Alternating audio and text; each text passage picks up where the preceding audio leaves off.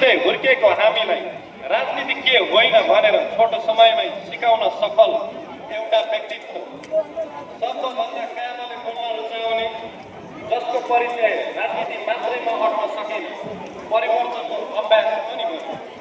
बदलिदो सोच, नयाँ अभ्यास र जिम्मेवार व्यक्तित्वको प्रतीकको रूपमा विश्वकै सबैभन्दा कान्छा राष्ट्र प्रमुखहरू मध्येको एक अनुहार, पार्टीका वरिष्ठ नेता तथा सम्माननीय प्रधानमन्त्रीज्यूलाई विशेष सम्बोधन गरिदिनु भएको आमन्त्रण गर्न चाहन्छु।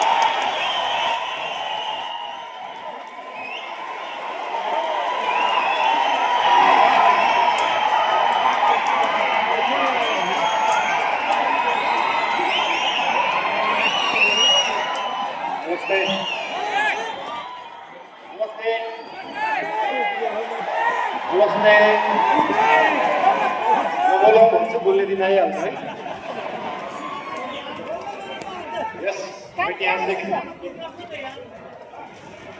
राष्ट्रिय स्वतन्त्र पार्टीको पहिलो अधिवेशन उपस्थित पार्टीका सभापति अभिलाष सानिध्य, विशेष अतिथिका रूपमा आउनुभएका पूर्व प्रधानमन्त्रीज्यू, प्रमुख प्रतिपक्षीय दलका सभापतिज्यू तथा सहभागीहरू, पार्टीका पदाधिकारीहरू, मन्त्रीगणहरू, सांसदहरू, व्यक्तिप्रेमी राष्ट्रिय स्वतन्त्र पार्टीले सबैलाई हार्दिक शुभकामना।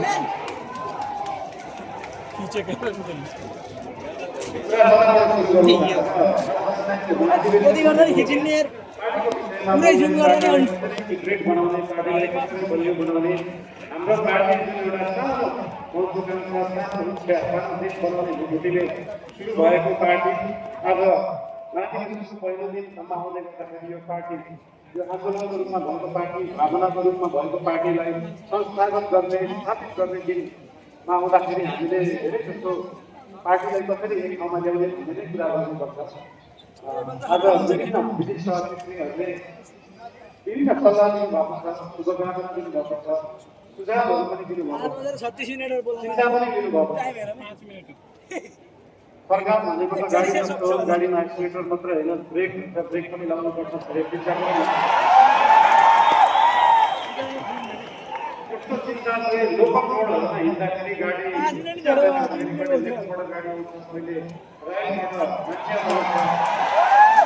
हाम्रो गाडी लोकल रोडमा हिँडेको गाडी होइन, हाम्रो एक्सिलेटरमा हिँडेको गाडी हो। गन्तव्यमा पुगेपछि मात्रै ब्रेक लाग्छ, गन्तव्यमा पुग्नुभन्दा अगाडि ब्रेक लाग्न हुँदैन। र हाम्रो गाडी पनि छैन, वातावरण पनि मिलेर भयो। सरकारले चिन्ता लिनुभएको छ, त्यसको लागि धेरै धेरै धन्यवाद दिन चाहन्छु। जनतामा भोट भनेको हावा जस्तो हुनु पनि हावा चिन्ता लिनुभएको छ। हामीले कुनै हावा चलाएका छैनौँ, हामीले बाढी ल्याएर खोला फर्काएको र खोला सिधा बाटो आफ्नो सही बाटोमा फर्किएपछि निरन्तर त्यही बाटो बगिरहन्छ। यो हावा जस्तो कहिले लेफ्ट राइट उत्तर दक्षिण पूर्व पश्चिम गर्दैन। त्यही भएर चिन्ता लिनुहुनेहरूलाई धेरै धेरै धन्यवाद दिन चाहन्छु। यस्तै चिन्ता हामीलाई दिइराख्नु होला, हामीलाई मार्गदर्शन दिइराख्नु होला। मेरो एकजना अनन्य मित्र उहाँले सधैँ भन्नुहुन्थ्यो मलाई, मैले म्युजिक गर्दाखेरि, बालेन स्पटलाइटमा आउनु सहज हुन्छ तर त्यो स्पटलाइटलाई मेन्टेन गर्न गाह्रो हुन्छ सधैँ। त्यस्तै चिन्ता आज यहाँ हाम्रा आदरणीय नेतागणले पनि लिनुभएको छ। त्यो स्पटलाइटमा राष्ट्रिय स्वतन्त्र पार्टी आएको छ, युटिआई आएको छ, यो मेन्टेन गर्न गाह्रो हुन्छ। तर यहाँहरू सबैलाई म के भन्न चाहन्छु भने हामीले स्पटलाइटमा हामीले ल्याएको होइन, जनतालाई ल्याएको र जनता सधैँ स्पटलाइटमा थियो, स्पटलाइटमा छ, स्पटलाइटमै रहन्छ। हामीले दिएको प्रकाश नेतालाई दिएको प्रकाश होइन, हाम्रो सूर्य नेताप्रति मात्रै चम्किँदैन, हाम्रो सूर्यले जनतालाई प्रकाशित गर्छ। त्यही भएर यो जनता सधैँ अगाडि नै रहन्छ। र आज पार्टीप्रति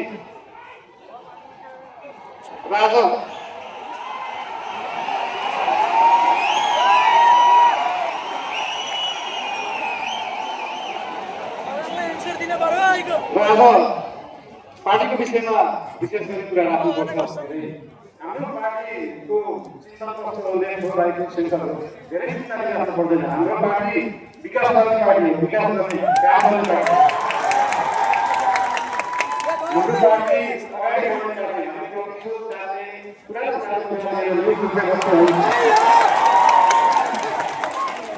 यो भोटको पनि अगाडि बढ्दैन कस्तो केसमा मात्रै भन्दाखेरि विगतका केही दिनमा विगतका दिनहरूमा कुनै कटाइ भएका छन्, सरकारी सम्पत्तिको दोहन भएको छ, सरकारी रकमको दोहन भएको छ भने त्यहाँनिर घोषणा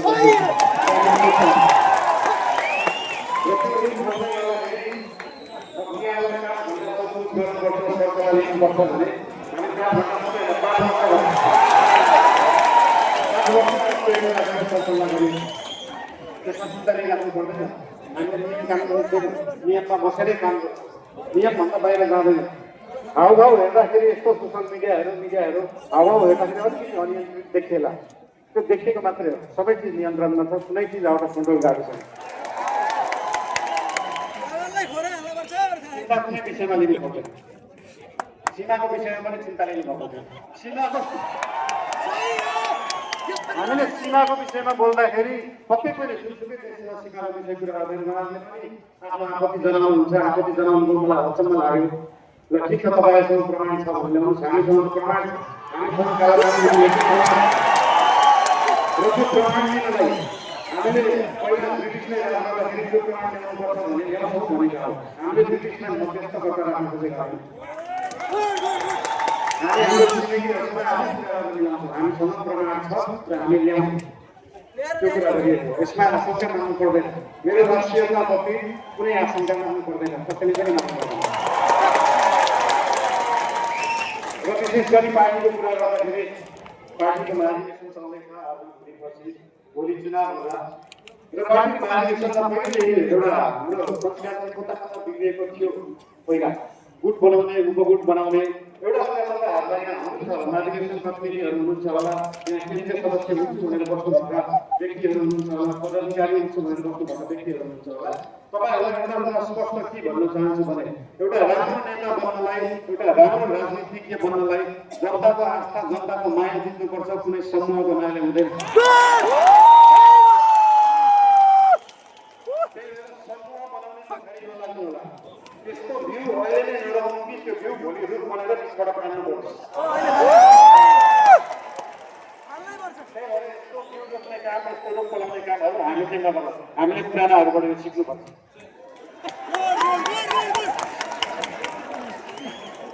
र एउटा कुरा के भन्न चाहन्छु भने हामी नयाँ पार्टी हो, नयाँ सोचले गर्दा हामीले हरेक चुनावमा गएर एउटै एजेन्डा बोकेर जाने, सुशासन ल्याउँछु भनेको छ, सुशासनको लागि एजेन्डा बोकेको छ, सुकुम्बासी समस्या हटाउँछु भनेको छ। हामीले यही कार्यकालमा सुकुम्बासी समस्या समाधान गर्छौँ, यही कार्यकालमा सहकारी समस्या समाधान गर्छौँ। अर्को चुनावमा नयाँ एजेन्डा बोकेर जाने।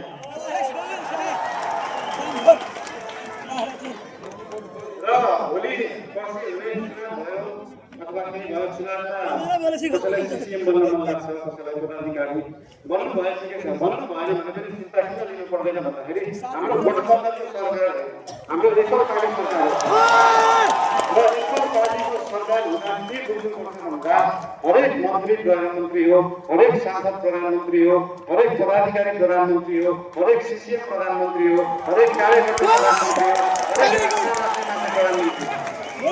हरेक प्रधानमन्त्री। भएर म सिसिएम भएर भयो यो गर्ने भन्ने छ भने आउनुहोस्, भन्नुहोस्, पार्टीलाई भन्नुहोस्। भोलि तपाईँ सांसद हुन सक्नु भएको छैन, म सांसद भएको भए यो काम गर्ने भनेर लिएर आउनुहोस्। तपाईँलाई जे गर्न मन लाग्छ यो पार्टीले गर्छ, यो सरकारले गर्छ। र हामी पार्टीका पदाधिकारीहरूलाई सरकारका पदाधिकारीहरू, सिसिएमहरू विभिन्न जिल्लाको राख्नु भएको छ, उहाँहरूसँग कनेक्ट भएर उहाँहरूको सरकार एउटै हो भन्ने उहाँहरूलाई चाहिँ अनुभूति गराउन अझै पनि उहाँहरूलाई अनुरोध गर्न चाहन्छु। अब